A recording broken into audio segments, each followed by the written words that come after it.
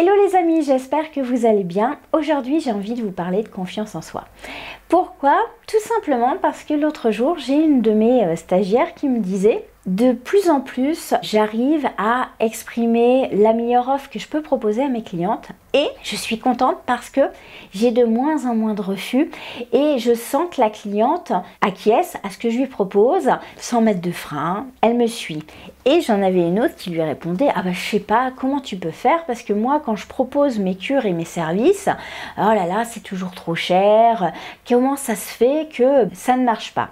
Il faut comprendre que la confiance, c'est quelque chose qui se transmet. Si vous-même, vous ne croyez pas en votre service, alors pas à la qualité de votre service, parce que je sais que vous êtes des professionnels, que vous souhaitez donner et toujours le meilleur service, mais si vous n'êtes pas en accord avec le prix que vous proposez par rapport au service demandé, cela se sent. C'est ce qu'on appelle les neurones miroirs.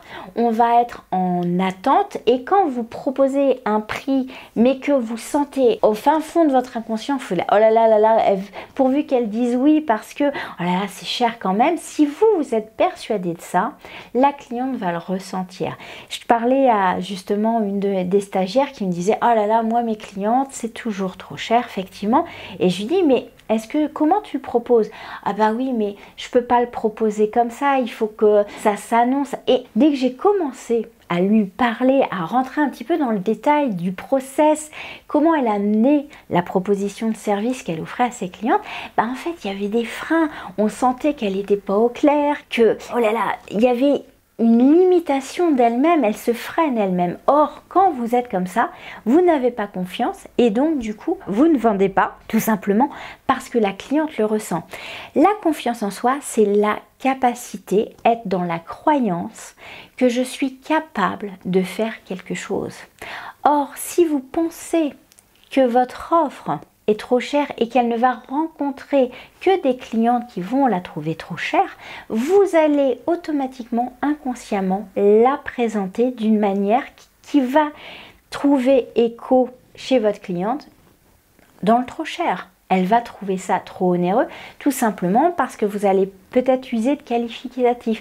Alors je vous offre un petit soin, ça c'est très français ça, le petit, je vous fais un petit cadeau.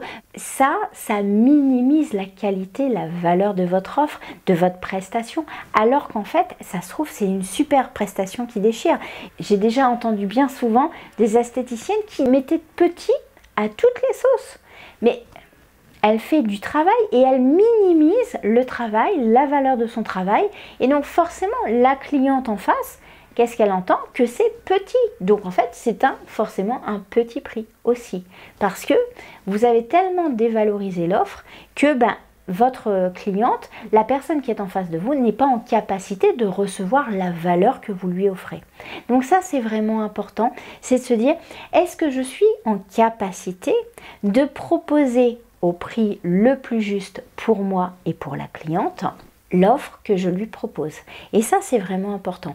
Donc, bien prendre conscience des schémas inconscients. Ah bah oui, mais si je lui propose ça, ah là là, elle va peut-être penser que je suis intéressée ou alors que j'essaye de profiter d'elle. Souvent, la croyance de ne pas proposer un prix correct, c'est parce que oh là là, mais je veux pas qu'on pense que je suis une voleuse.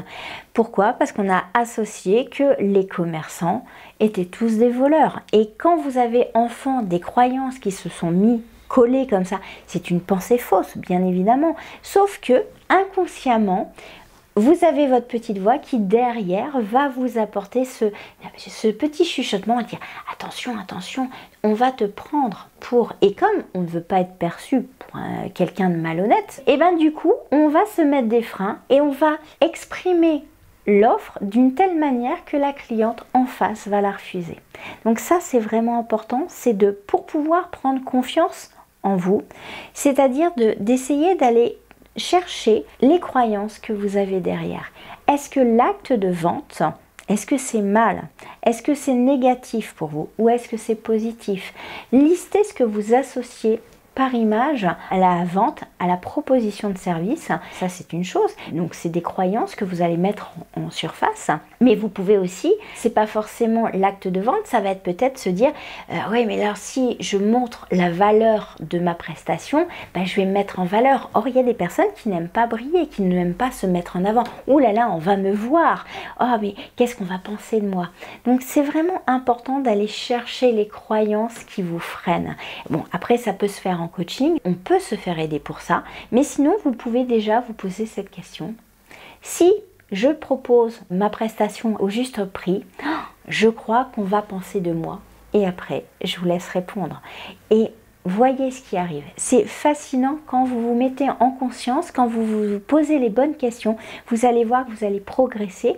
Et plus vous allez lever les freins qui vous empêchent de proposer les offres de services que vous apportez à vos clients, qui apportent du bonheur. Je vous rappelle qu'on est là pour apporter du mieux-être, de l'amour à la cliente, de l'aider à s'aimer, l'aider à avoir une meilleure image d'elle-même. On a un très très beau métier. Donc, pourquoi ne valorisons-nous pas nos prestations et qu'est-ce qu'on peut leur apporter? Donc ça, c'est vraiment important. Donc je vous invite à réfléchir à ça. Si vous avez envie de partager des croyances ou des pensées qui vous viennent, n'hésitez pas à le faire sous la vidéo. Et si vous l'aimez, likez et partagez à vos amis si vous pensez que ça peut aider une de vos amies dans votre entourage. Je vous souhaite une très très belle journée et je vous dis à très vite. Ciao, ciao!